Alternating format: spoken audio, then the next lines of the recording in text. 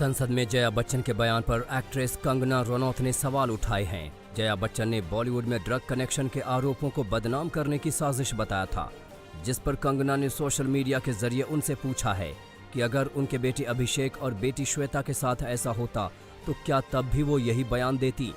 जया बच्चन ने बॉलीवुड में drug racket का आरोप लगाने वालों के लिए संसद में कहा था कि ये लोग जिस थाली में खाते हैं उसी में छेद करते हैं। कंगना पर एक्ट्रेस और कांग्रेस नेता उर्मिला मातोंडकर ने भी हमला बोला है। उर्मिला के मुताबिक ड्रग्स की समस्या सिर्फ मुंबई या बॉलीवुड नहीं, पूरे देश में है, लेकिन इसकी शुरुआत हिमाचल प्रदेश से हुई है और अगर कंगना ड्रग्स के खिलाफ अभियान चलाना चाहती हैं तो उन्हें इसकी शुरुआत अपने प्रदेश से करनी चाहिए। उर्मिला ने जया बच्चन पर कंगना के बयान की भी आलोचना की है। उधर शिवसेना सांसद संजय राउत ने भी जया बच्चन के बयान का समर्थन किया है।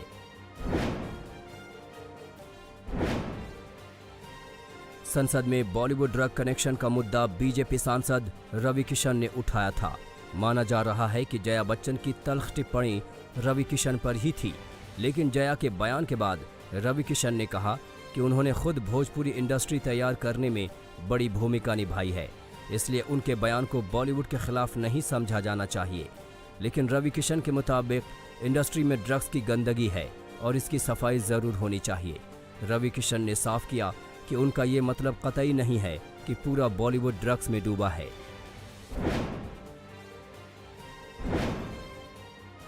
कंगना रनौत ने अपने दफ्तर में तोड़फोड़ के लिए बीएमसी से 2 करोड़ के हर्जाने की मांग की है। कंगना के वकीलों ने बॉम्बे हाईकोर्ट में याचिका दायर की है, जिस पर 22 सितंबर को सुनवाई होनी है। याचिका में कहा गया है कि बीएमसी की कार्रवाई से उनके दफ्तर को करीब 40% नुकसान हुआ है। इससे पहले 9 सितंबर को बीएमसी की कार्रवाई के वक्त कंगना ने हाईकोर्ट में याचिका दी थी, जिस पर कोर्ट ने बीएमसी की कार्रवाई पर रोक लगा दी थी। हर्जाने के लिए कंगना ने मंगलवार को अपनी याचिका में सुधार के बाद फिर से कोर्ट में पेश किया।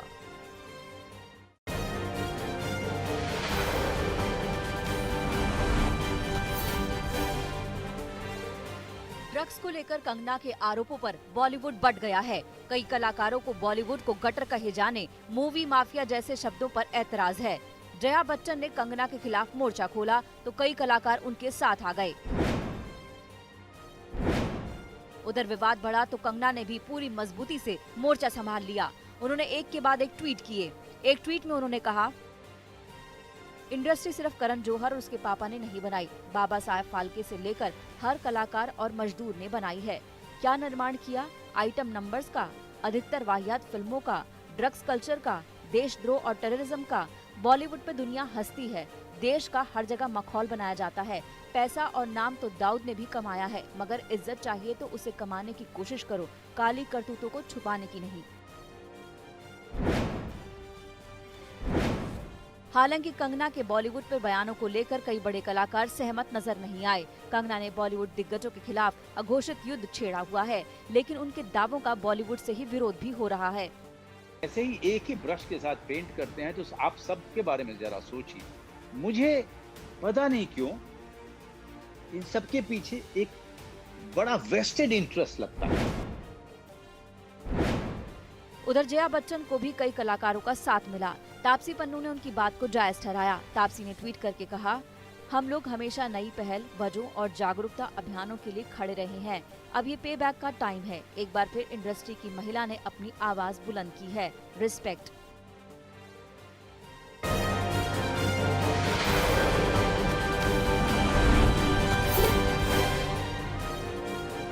सुशांत केस में एनसीबी की जांच का दौर जारी है। आज सुशांत की बिजनेस मैनेजर श्रुति मोदी और टैलेंट मैनेजर जया शाह से एनसीबी पूछताछ करेगी। दोनों का नाम रिया की चैट में आया था, जिसे लेकर सवाल जवाब किए जाएंगे। सुशांत सिंह राजपूत के फार्म हाउस मैनेजर ने आज तक के खुफिया कैमरे में कई बड़े खुलासे किए। मैनेजर रईस के मुताबिक फार्म हाउस में अक्सर ड्रग्स पार्टी होती थी, जिसमें सुशांत के साथ बॉलीवुड की कई हस्तियां आती थीं। मैनेजर ने सारा अली खान के भी पार्टी में आने की बात कबूली है।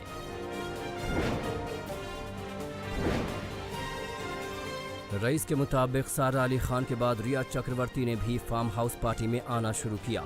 वहीं पिछली बार रिया का जन्मदिन फार्म हाउस में ही मनाया गया। जिसमें रिया का पूरा परिवार आया था। वहीं रईस ने यूरोप ट्रिप के बाद सुशांत के बीमार रहने की बात भी कबूली है।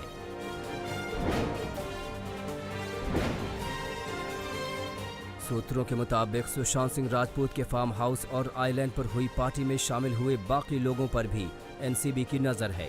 अब तक इन फिल्मी हस्तियों को समन नहीं भेजा गया है, लेकिन आने वाले दिनों में समन भेजा जा सकता है। एनसीबी सूत्रों के मुताबिक रिया ने अपने बयान में एक्ट्रेस सिमोन खंबाटा और रकुल प्रीत का नाम भी लिया है। दोनों को जल्द पूछताछ के लिए बुलाया जा सकता है।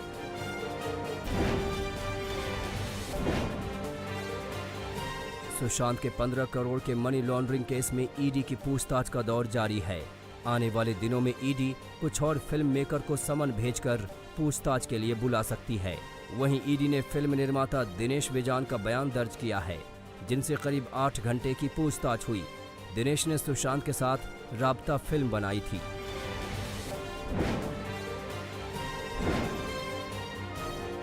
सुशांत सिंह राजपूत केस में सीबीआई को एम्स की पोस्टमार्टम रिपोर्ट का इंतजार है।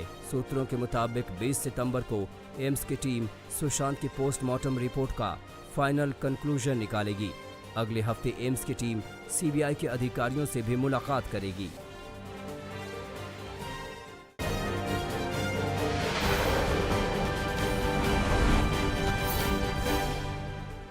जमानत के लिए रिया चक्रवर्ती अब बॉम्बे हाईकोर्ट जाने की तैयारी में है। रिया और शौविक के वकील सतीश मानशिंदे आज हाईकोर्ट में जमानत याचिका दाखिल कर सकते हैं।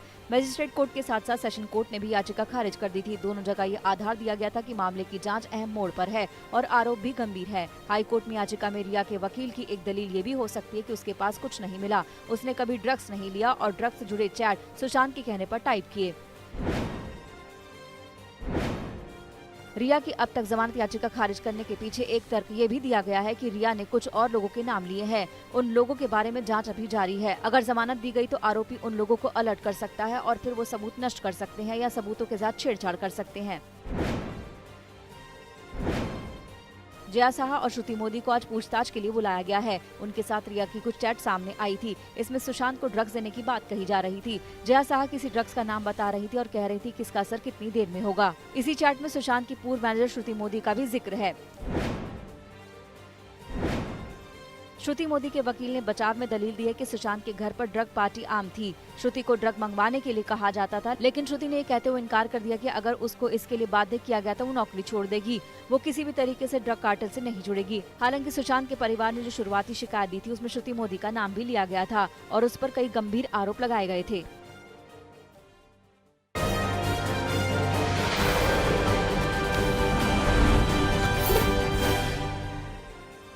महाराष्ट्र में रोजाना सामने आने वाले कोरोना मरीजों का आंकड़ा 20,000 के आसपास बना हुआ है।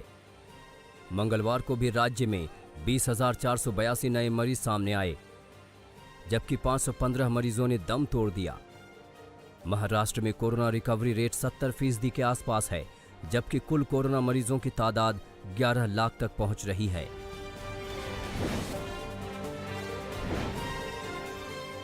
दिल्ली में अगस्त में हुए सीरो सर्वे में एक और चौंकाने वाला खुलासा हुआ है। सर्वे के मुताबिक कोरोना से ठीक हो चुके करीब 30% मरीजों में एंटीबॉडी नहीं पाई गई। सर्वे से ये थियरी गलत साबित होती दिखाई दे रही है कि कोरोना से ठीक हो चुके मरीजों में कोरोना वायरस के प्रति इम्यूनिटी विकसित हो जाती है।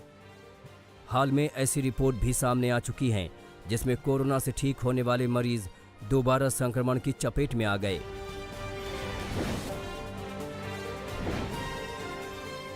अरुणाचल प्रदेश के सीएम पेमा खांडू कोरोना संक्रमित हो गए हैं। पेमा खांडू ने खुद ट्वीट करके इसकी जानकारी दी है। पेमा खांडू के मुताबिक उनमें कोई लक्षण नहीं है और स्वस्थ महसूस कर रहे हैं, लेकिन कोरोना प्रोटोकॉल के तहत खुद को घर में आइसोलेट कर रहे हैं।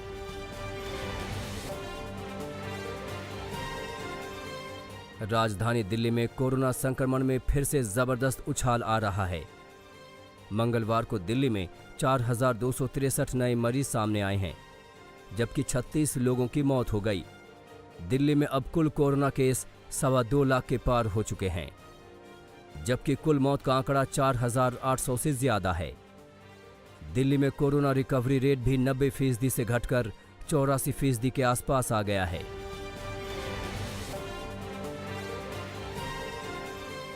इंदौर में कोरोना की दूसरी लहर आफत बरपा रही है। यहां लगातार छठे दिन कोरोना संक्रमितों का आंकड़ा 300 के पार रहा। मंगलवार को शहर में सबसे ज्यादा 386 मरीज सामने आए। इंदौर में लगातार बढ़ते संक्रमण की वजह कोरोना नियमों की अनदेखी को माना जा रहा है। शहर में कोरोना से अब तक 450 से ज्यादा मौत हो चुकी है।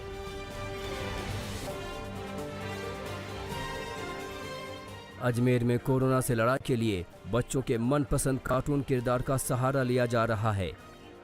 प्रशासन ने छोटा भीम की वेशभूषा में एक कलाकार के जरिए लोगों को कोरोना के प्रति जागरूक करने का अभियान चलाया है।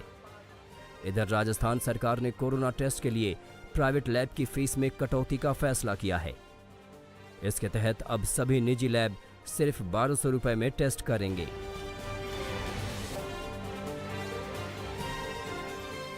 रांची में कोरोना पीड़ित एक लड़की से पड़ोसियों के अभद्र बर्ताव का मामला सामने आया है। बीमारी को लेकर पड़ोसियों ने लड़की पर उटपटांग आरोप लगाए और चरित्र हनन की भी कोशिश की। इसका वीडियो वायरल होने पर सीएम हेमंत सोरेन ने जांच का आदेश दिया है।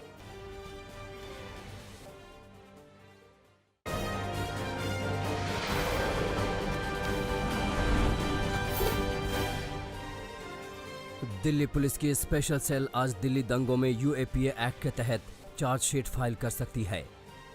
माना जा रहा है कि पुलिस के पास 17 तारीख तक का वक्त है। यूं तो दिल्ली पुलिस ने दिल्ली दंगों के मामले में 250 चार्जशीट दाखिल की है, लेकिन ये चार्जशीट बेहद अहम है। इस चार्जशीट में उन 18 लोगों के नाम हो सकते हैं जिन्हें पुलिस ने यूएपीए एक्ट में गिरफ्तार किया है। सूत्रों के मुताबिक इस चार्जशीट के साथ दिल्ली दंगों की साजिश का खुलासा हो सकता है।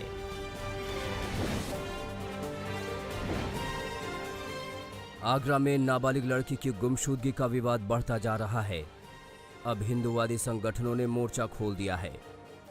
मंगलवार को महापंचायत का एक वीडियो सोशल मीडिया पर वायरल हुआ, जिसके बाद गांव में लोगों की भीड़ पहुंचने लगी।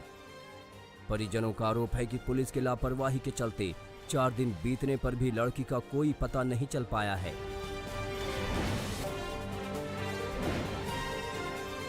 रायपुर में पुलिस ने एक कार से 2.5 किलो सोना बरामद किया है। सोने की कीमत करीब 2.5 करोड़ रुपए है। एक कार में सोना कोलकाता से लाया जा रहा था और रायपुर में बेचा जाना था। कार सवार खुद को सोनार बता रहा है।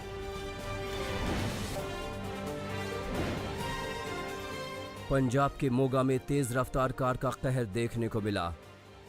कार ने पेट्रोल पंप के पास खड़े 2 साइकिल सवारों को कुचल दिया। एक की हालत गंभीर बताई जा रही है। शहर के बीचों बीच हुई घटना सीसीटीवी में कैद हो गई।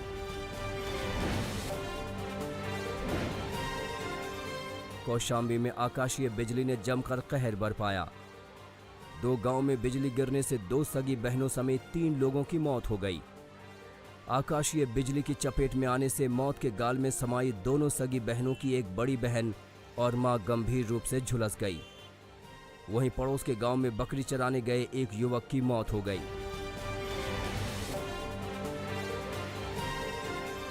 राजस्थान के धौलपुर में पुलिस ने ठग गैंग का पर्दाफाश किया है।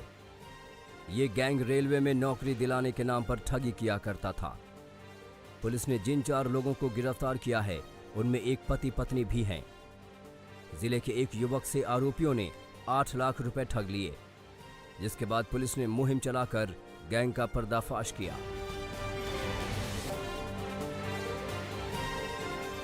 पलवल में एक्सप्रेसवे पुल के नीचे हाईवे पर चलती कार में अचानक आग लग गई। गनीमत ये रही कि कार में सवार दोनों व्यक्ति कार से धुआं निकलता देख कार से बाहर निकल आए। हादसे की वजह शॉर्ट सर्किट को बताया जा रहा है।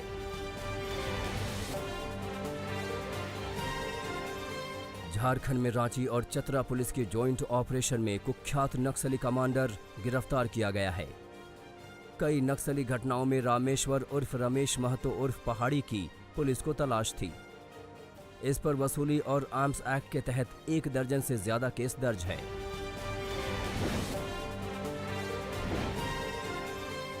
दिल्ली में सटे गाजियाबाद में अपराधी के हौसले बुलंद हैं। आधा दर्जन की संख्या में बदमाशों ने सरेआम एक युवक की लाठी डंडे से बेरहमी से पिटाई की। फिर पीड़ित को जबरदस्ती बाइक पर बैठाकर अपहरण की कोशिश भी की गई। ये पूरी वारदात मोबाइल कैमरे में कैद हो गई।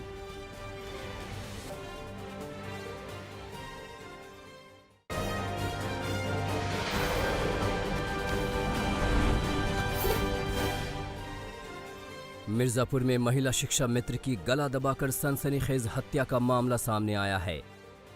हत्यारों ने हत्या के बाद महिला के जेवरात भी लूट ले गए। मृतक महिला घर में अकेली रहती थी। पति लेखपाल पद पर कार्यरत है। बच्चे लखनऊ और वाराणसी में पढ़ते हैं।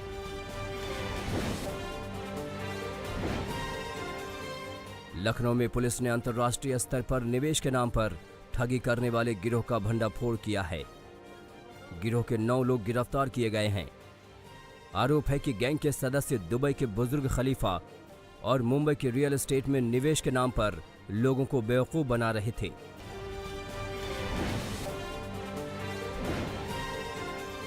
शिरडी से सटे वीरभद्र मंदिर में चोरी से पूरे इलाके में सनसनी है। वारदात सीसीटीवी में कैद हो गई, जिसमें 2 चोर मंदिर से वीरभद्र, शंकर और पार्वती की मूर्ति के चांदी के मुकुट चोरी करके फरार होते दिखाई दे रहे हैं। पुलिस के मुताबिक करीब 3.5 लाख रुपए मूल्य के चांदी के आभूषणों की चोरी हुई है।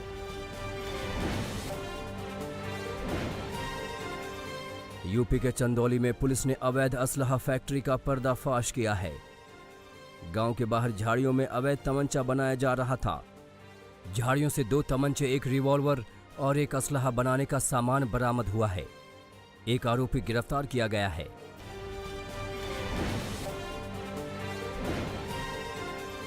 मुजफ्फरनगर में चेकिंग अभियान के दौरान 3 संदिग्ध शख्स को गिरफ्तार किया गया, जिनसे पुलिस ने लगभग 20 किलो चरस बरामद की है। इस खेप की कीमत 7 से 8 लाख रुपए बताई जा रही है। पुलिस ने तीनों तस्करों को पूछताछ के बाद जेल भेज दिया है।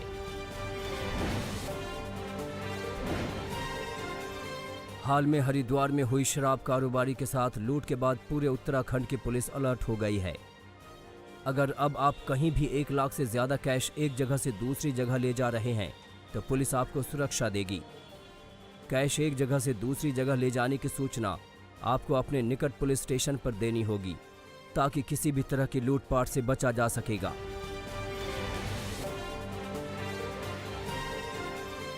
दिल्ली से सटे गाजियाबाद में एक ऐसा सीसीटीवी फुटेज सामने आया है जिसमें एक शख्स सरेआम चौराहे पर एक बुजुर्ग महिला को पीटता दिखाई दे रहा है। बुजुर्ग महिला का कसूर सिर्फ ये था कि उसने उस शख्स की अभद्रता और छेड़छाड़ का विरोध किया था।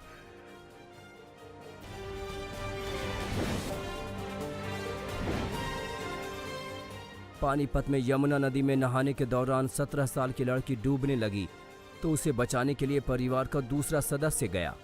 ऐसे करके एक दूसरे को बचाने के चक्कर में 6 सदस्य डूब गए। 3 की लाश बरामद की जा चुकी है।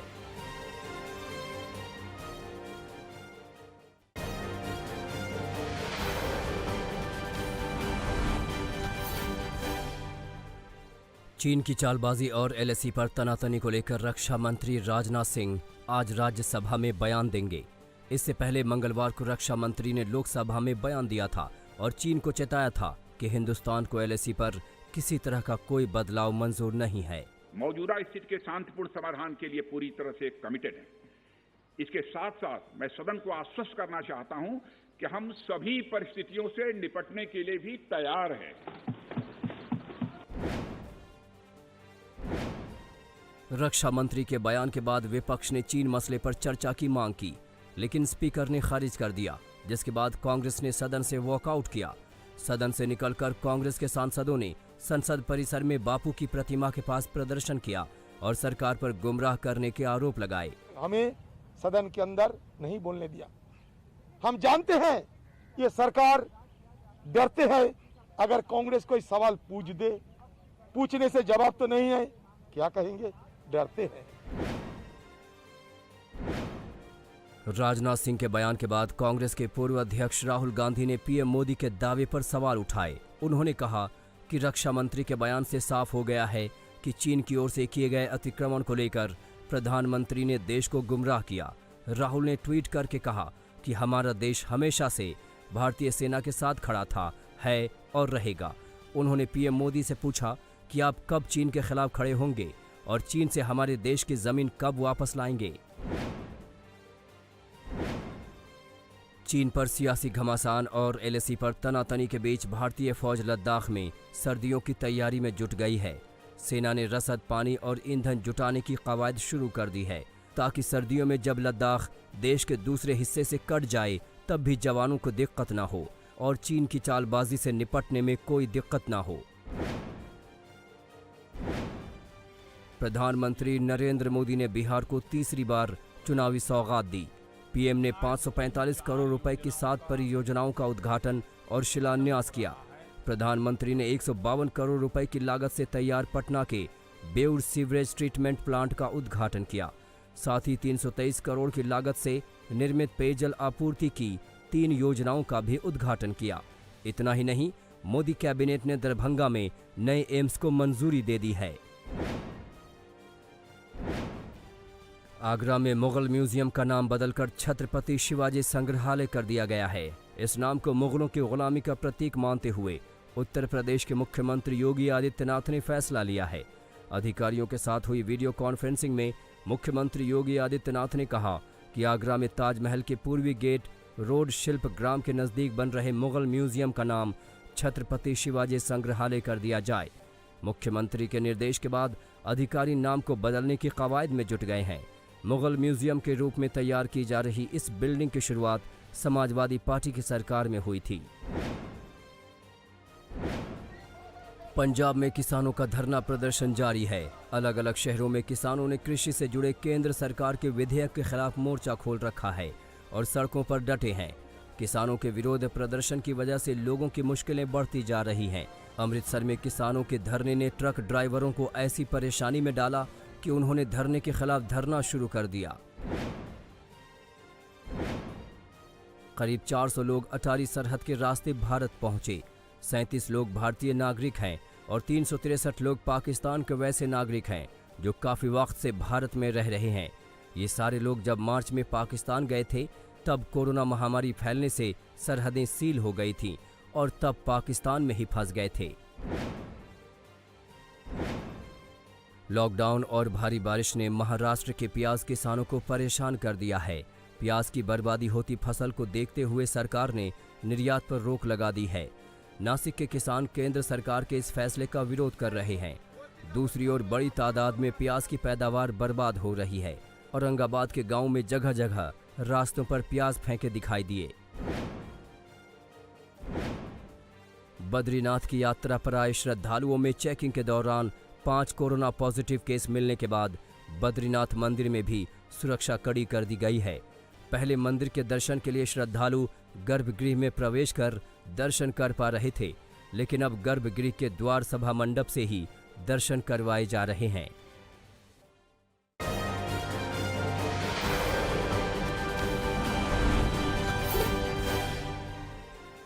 लेबनान की राजधानी बेरूत की एक मशहूर इमारत में भयानक आग लग गई। शहर में एक हफ्ते में आग की ये तीसरी घटना है। हालांकि किसी के हताहत होने की खबर नहीं है। ये इमारत उसी बंदरगाह के पास मौजूद है जहां पिछले महीने ब्लास्ट में 200 लोगों की मौत हुई थी।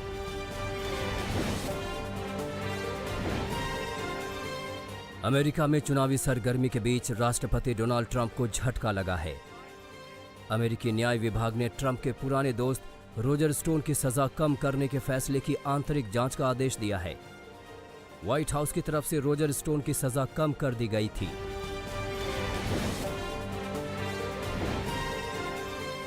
रूसी राष्ट्रपति पुतिन के विरोधी एलेक्सी नावेल्नी ने अस्पताल से अपने परिवार के साथ एक तस्वीर शेयर की है। इंस्टाग्राम पर उन्होंने लिखा है कि अब वो बिना किसी मदद के आराम से सांस ले पा रहे हैं। नावेल्नी को जहर दिए जाने के आरोप हैं। उनका बर्लिन में इलाज चल रहा है।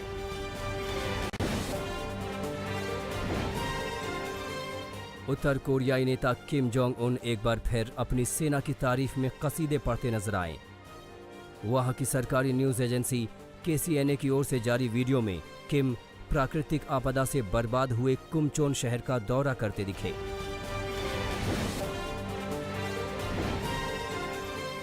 दुनिया में कोरोना वायरस का कहर जारी है।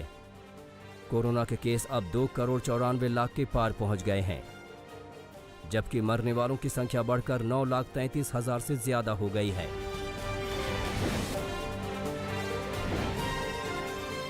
ऑस्ट्रेलिया के विक्टोरिया में कोरोना वायरस की दूसरी लहर के बाद जारी लॉकडाउन में ढील की शुरुआत 16 सितंबर से हो जाएगी।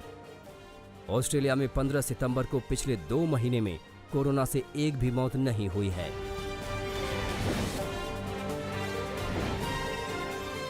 ग्रीनलैंड में बर्फ के विशाल कवर का 113 वर्ग किलोमीटर का हिस्सा टूट गया है। यह करीब 80 किलोमीटर लंबा और 20 किलोमीटर चौड़ा है। वैज्ञानिकों का मानना है कि यह तेजी से हो रहे जलवायु परिवर्तन का सबूत है।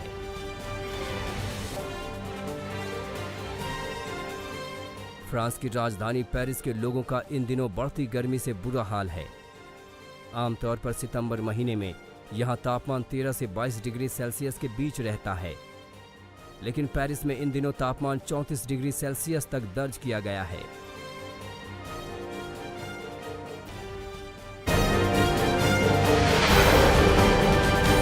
नमस्कार, मैं हूं अंजना ओम कश्यप। हमें उम्मीद है ये वीडियो आपको पसंद आया होगा।